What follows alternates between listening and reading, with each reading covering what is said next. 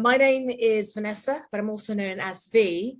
And I'm currently exploring whether God is calling me to ordained ministry, particularly to priesthood. And as a result of that, I've been having several sort of informal conversations with a few Anglican clergy about what their understanding of priesthood is. But then I then thought about how could these conversations become helpful for others? So particularly for those who are currently exploring whether God is calling them to priesthood. And so I decided to start a series called Conversations about Priesthood, which will consist of me having a conversation with 100 Anglican clergy, one-on-one, about all things priesthood and other related topics. And today we are recording the first episode. And so, hi, Afro. Hi, Vicky. I'm honoured to be the first. Yes. Well, it's so lovely to kind of have you here with me. Would you like to just very briefly introduce yourself? Yes, my full name is Aphrodite, but most people call me Afro because Aphrodite is a bit of a mouthful. Greek parentage, that's why. I'm a retired priest with the bishop's permission to officiate in the Diocese of Leicester. I always say that I'm retired, not redundant, so that people will understand that I'm still working and still enjoying ministry. I was then ordained in 2000, ordained deacon, and I was priested in 2001. Fantastic. So this year will be 21 years since I was priested. Feels like 5 minutes. Yeah. Wow. Are you gonna have some kind of like a celebration? I don't know. I haven't really thought about it, to be honest. Yeah. I've only just realised how long it is. Wow, that's fantastic. And again, I just want to reiterate, thank you so much for being here. I'm really looking forward to having this conversation with you. So the big question, what is your understanding of priesthood? Well, I've thought about this a lot actually over the years, but I've always believed that every role within the church, every calling is equal. When I was ordained, there were two models of priestly ministry. One was the triangle with the priest at the top of the triangle at the point, and the other was the upside triangle with the priest at the bottom holding everything up. And my view of ministry and priesthood is that it's a circle, that I stand within the circle and that Christ is at the centre. And that's how I've tried to exercise my ministry in that way.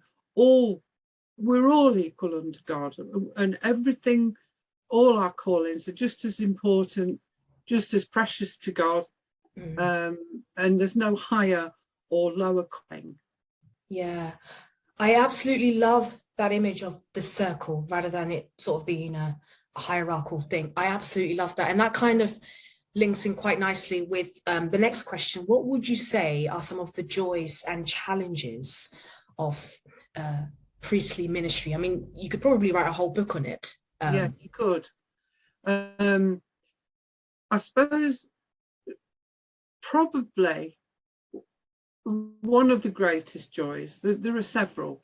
I mean, being able to serve God in this way is just such a huge privilege.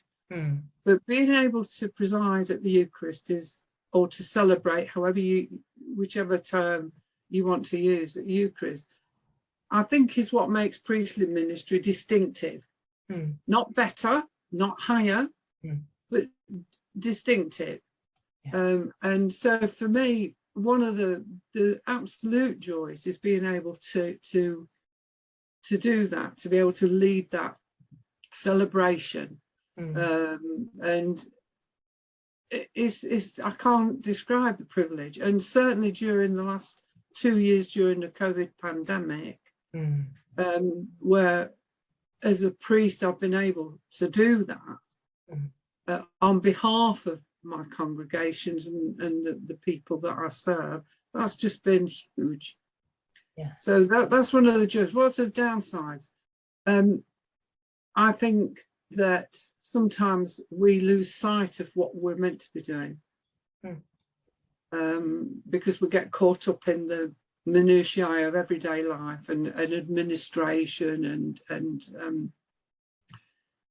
so perhaps that's a downside. But all I can say is that when I was ordained, it felt as if I was ordained into something that I was born to do. That was always God's intention for me and for my life.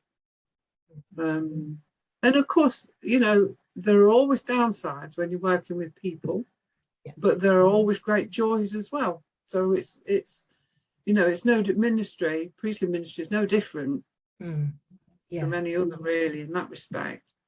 Absolutely. People. Yeah, absolutely. I love that. And gosh, there's a lot of wisdom in there, because my final question is, you know, what, you know, for those of us who are currently exploring whether God is calling us to priesthood, or in the future for those who will be exploring whether God is calling them to priesthood, do you have any words of wisdom or encouragement for? I don't know about words of wisdom, but I would say trust God, because God knows what's right for you, and God knows what you're called to. And trust the process, because God's only got that to use to help you to discern. So even when it seems that you know that the church is just being so stupid or legalistic or whatever it might be, negative, the right thing will happen, because that's what God wants to happen. So trust the process and trust yourself to be yourself. Don't try to pretend to be something you're not, or someone you're not. Be real, be authentic, be true to yourself. And if you can't answer a question in honesty, say so. Be truthful about what you know, what you don't know, because the discernment process is about learning. Training is about learning. Don't feel that because you don't know this or that, or you can't do this or that, that means you're not qualified. Because training is about teaching you the skills that you haven't got, and also building on the skills you have. So trust God and trust the process and trust yourself. That's it, really. Trust God, trust the process, and trust yourself. That's such a brilliant note to end on. Thank you so much. This has been a very brief but yet such a rich conversation. And for those of you that are watching or will be watching, I am sure that this will be of encouragement to you. It has been of deep encouragement to me as well. If you are an Anglican priest and you would like to appear on you know, this set of series, please do get in touch with me. My contact details will be in the description box below. So yeah, looking forward to hearing from you if you're interested in being part of this series. Aphro, thank you so much for being here. My pleasure, Dave. Thank you for asking me. No worries. See you later. Bye. Yeah, bye.